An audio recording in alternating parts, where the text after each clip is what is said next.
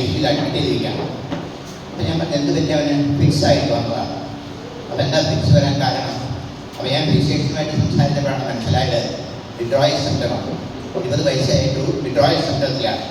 പക്ഷേ ഞാൻ കണ്ടിരുന്ന കാലത്തൊന്നും ആ കുട്ടി ഇത് കഴിച്ചതായിട്ട് എനിക്കറിയില്ല.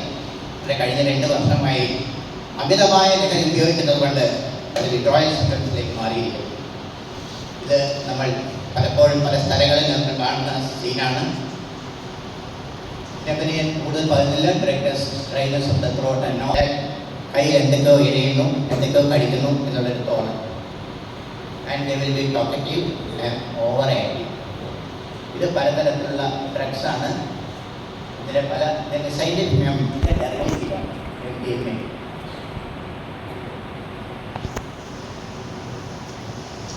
ഇത് ഉപയോഗിച്ച് കഴിഞ്ഞാൽ യൂഫോറിയ എന്തെന്നില്ലാത്ത ഒരു സന്തോഷത്തിലേക്കാണ് പോകുന്നത്. അതുപോലെ തന്നെ പലപ്പോഴും ഇറിറ്റബിളായിരിക്കും. That leads to പോലെ conversion and there will be a state of confusion. Cigarette ഉപയോഗം വളരെ കൂടുതലായിരുന്നു. ഇപ്പോൾ വളരെ കുറഞ്ഞുണ്ട്. പണ്ട് കാലങ്ങളിൽ തരാനുള്ള ഏതായാലും ഒരു 10% പോലും ഉണ്ട് എന്ന് എനിക്ക് തോന്നുന്നില്ല. പക്ഷേ അതിൻ്റെ എഫക്റ്റും ഏകദേശം ഇതുപോലെയൊക്കെ തന്നെയാണ്. ഇപ്പോൾ നമ്മൾ ഏറ്റവും കൂടുതൽ കാണുന്നത്, പ്രത്യേകിച്ചും എക്സൈസ് പോലീസ് ഡിപ്പാർട്ട്മെൻറ്റ് ലഹരി പിടിച്ചെടുക്കുന്നത് ഏറ്റവും കൂടുതൽ MDMA എന്ന മോളിക്യൂളാണ്.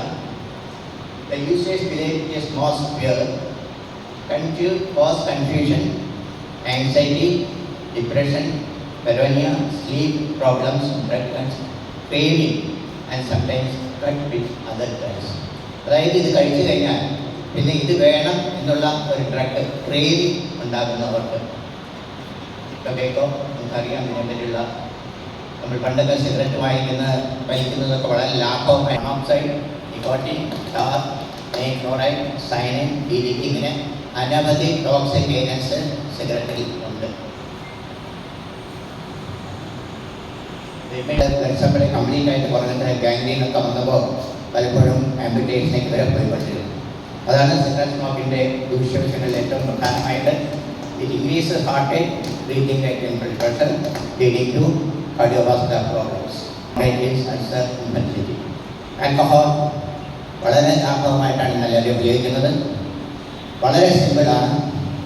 ഏത് വീടുകളിലായാലും ഏത് ആഘോഷങ്ങളിലായാലും ഒരുപാട് പേര് എൻ്റെ അടുത്ത് പലരും പറയാണ്, എനിക്ക് കുഴപ്പമൊന്നുമില്ല, മകൻ കുവൈറ്റിലാണ്, ഞാനും അവനും എൻ്റെ ഭാര്യ ഒരുമിച്ചിരുന്ന് കഴിക്കും.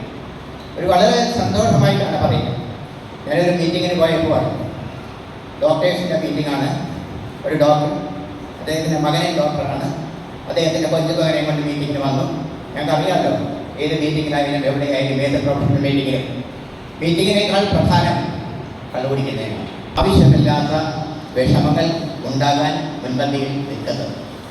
ഏതായാലും ആൽക്കഹോളിനെ പറ്റി നമുക്ക് എല്ലാവർക്കും അറിയാവുന്ന കാര്യങ്ങളാണ്. പലതരത്തിലുള്ള ആൽക്കഹോൾ അവൈലബിളാണ്. പക്ഷെ നമ്മൾ മനസ്സിലാക്കുന്നത് ആൽക്കഹോൾ കൺസംഷൻ നേരത്തെ തുടങ്ങി കഴിഞ്ഞാൽ, പ്രത്യേകിച്ചും 15 വയസ്സിന് മുമ്പ് ആൽക്കഹോൾ കൺസംഷൻ തുടങ്ങിയാൽ നമ്മുടെ തലച്ചോറിൽ വരുന്ന വ്യതിയാനങ്ങൾ ഒരു CT സ്കാനിൻ്റെ ചിത്രമാണ് ഈ കാണിക്കുന്നത്. നോർമൽ ബ്രെയിൻ പിക്ചറും 43 വയസ്സിലാവുമ്പോൾ അതിനുണ്ടാകുന്ന വ്യതിയാനങ്ങൾ.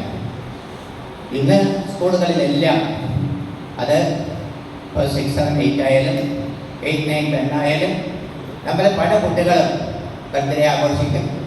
അതോടൊപ്പം തന്നെ ഐസ്ക്രീം കഴിക്കും, അതോടൊപ്പം തന്നെ സ്പ്രൈറ്റ് കഴിക്കും.